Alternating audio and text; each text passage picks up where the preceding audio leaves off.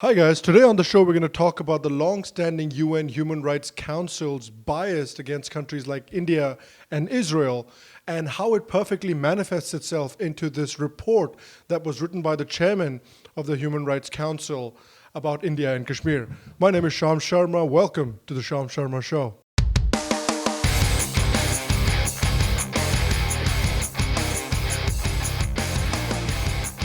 Hello, and welcome. Welcome to another edition of the Sham Sharma Show. Thank you very much for joining me today. Thank you very much for watching.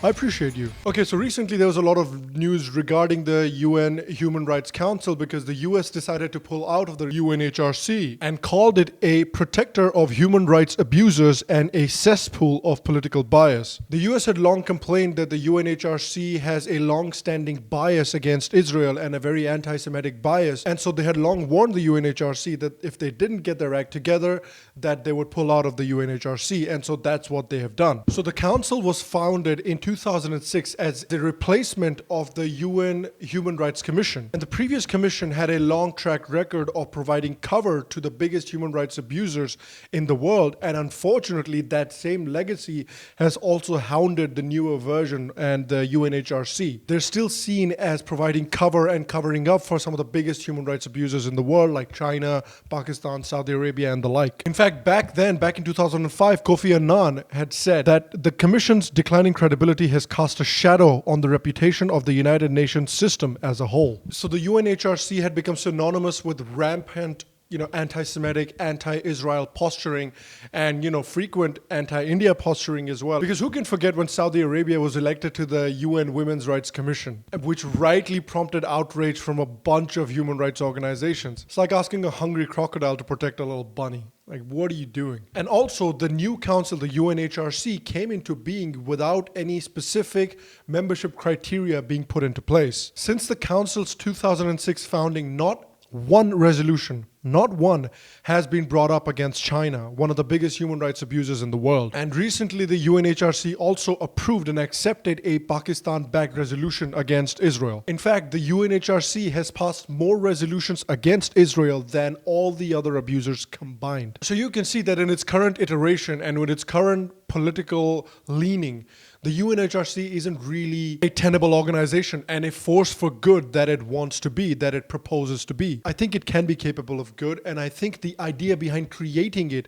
is a noble idea, but just the execution of the council, of the UNHRC in practice has just been shambles.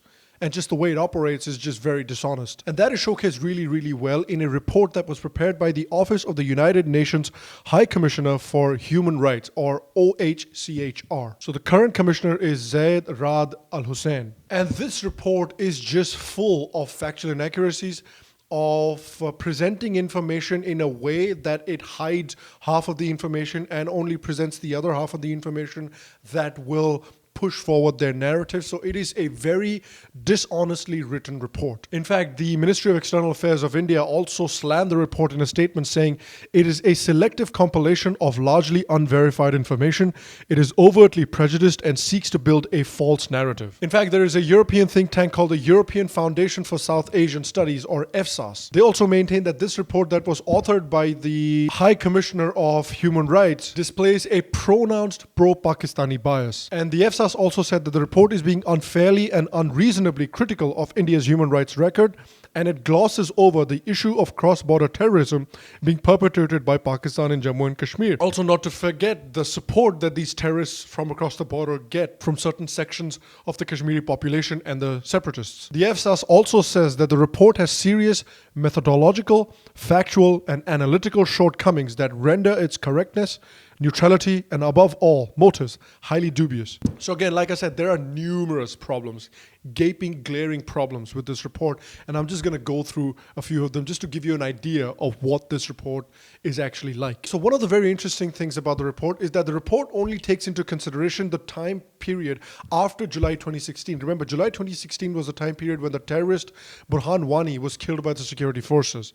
So it only takes into account that time period and after. If it really wanted to look at India's track record in Kashmir, it should have taken into account the time period of 1947 and after. And that in itself tells you that this is a politically motivated report. The report also conveniently chooses to ignore the fact that the erstwhile princely state of Jammu and Kashmir had on its own volition decided to become part of the Indian Union and had signed the legally binding Instrument of Accession with the Indian government in 1947. The report also conveniently ignores the fact that Pakistan is an illegal possession, an illegal occupation of Indian land, and has caused the forced separation of an entire generation of people. Also, what this report glosses over very nicely is the fact that Pakistan created these terrorist groups in the mid-1980s and funded them and trained them and sent them to India to kill innocent civilians and soldiers. And the report also ignores and glosses over the ethnic cleansing that was taking place of the Kashmiri Hindus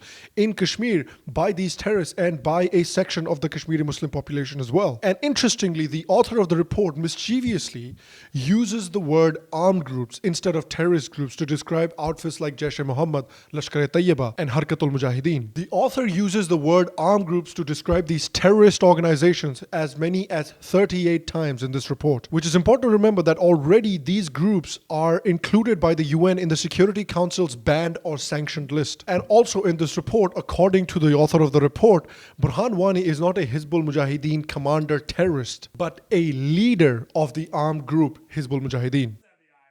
Are you sure about that? Again, ignoring the fact that Hizbul Mujahideen is denoted as a terrorist organization by India, by the United States, and by the European Union. The report also mischievously and dishonestly mentions Pakistan-occupied Kashmir as Azad Kashmir on 26 different occasions. Even the UN refers to Pakistan-occupied Kashmir as Pakistan-administered Kashmir. So again, as you keep reading the report, you can very clearly see that this report is very politically motivated. Then the think tank EFSAS also found out that Al-Hussein apparently did not have access to a lot of quantitative and qualitative information from POK or the government of Pakistan, which again renders this report pretty much meaningless, because if you don't get adequate information from the other side of the story, then you're just presenting one side of the story, and that's not an honest way of reporting on facts. And the report also admits that it is primarily based on secondary sources of information. To be fair, the report also urged Pakistan to end the misuse of anti-terror legislation and to amend the POK constitution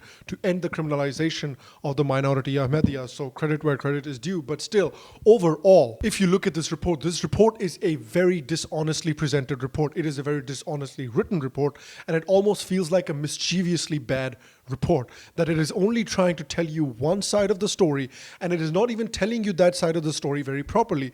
It is not showing you the fact that these stone pelters are often trying and are often out to kill army soldiers. Army soldiers and their convoys have been ambushed by these stone pelters, and their only motivation in that ambush is to kill as many army soldiers as possible. It is also not showing people the true reality of the terrorism situation and the support that it has from certain sections in Kashmir as well. So there are very important things that this report either skims out on or just glosses over. And I almost feel like India should follow the US's example and just pull out of the UNHRC. Because what is India really getting out of the UNHRC? Nehru made the decision, which in my opinion was not a very smart decision, of holding a plebiscite in Kashmir. And we don't need to stick to that either. We can just take back the whole plebiscite decision. There is no need to take a plebiscite in Kashmir, because Kashmir is Indian territory and you don't need to hold a plebiscite in Indian territory. And another idea is, a lot of people have said this, that including Subramaniam Swamy and a lot of other smart people have also said this, that